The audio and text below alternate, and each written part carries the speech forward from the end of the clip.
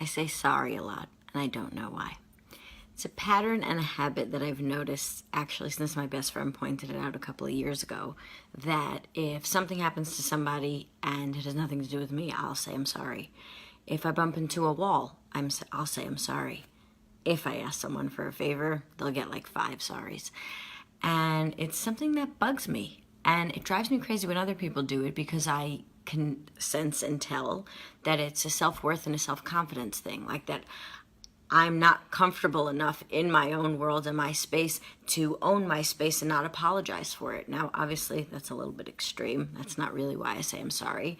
It is a bad habit, but it does come from not wanting to receive, not wanting to ask anybody else for anything, and feeling like I'm a hassle to anyone around me. And that's just not true anymore, but the habit has come with me. So today I want to talk a little bit about the fact that we take habits with us even when they don't serve us anymore, and even when we don't use them so much anymore. And the interesting thing is, it's a round robin, because I don't use it anymore, but the more I say sorry, this is an example, the more I fall back into the old pattern that isn't natural for me anymore.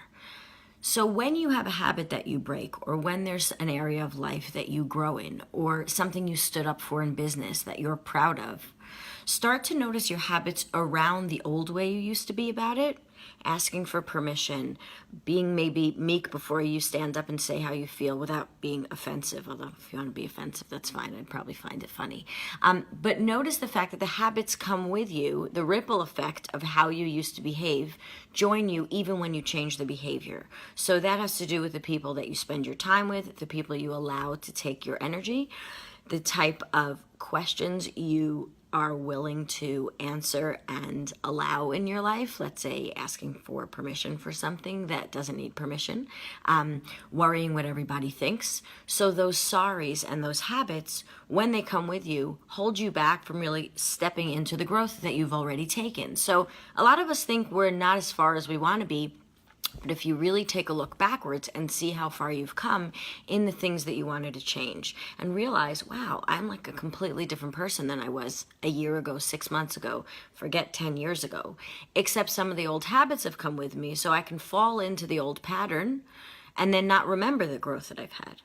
So today's little tip is to check in not only on the behaviors that you've changed, but on what habits and things you're used to saying, your languaging around things. So maybe it's the I'm sorry's that you say. Maybe it's the always and nevers that you fall back into that aren't even true anymore. So pay attention to the patterns that come with you and change them along with the behaviors so that you don't have to feel like you're not as far as you've come, because you really are. Sure, there's always further to go, but measure it in reality, not in your old habits. Have a great day.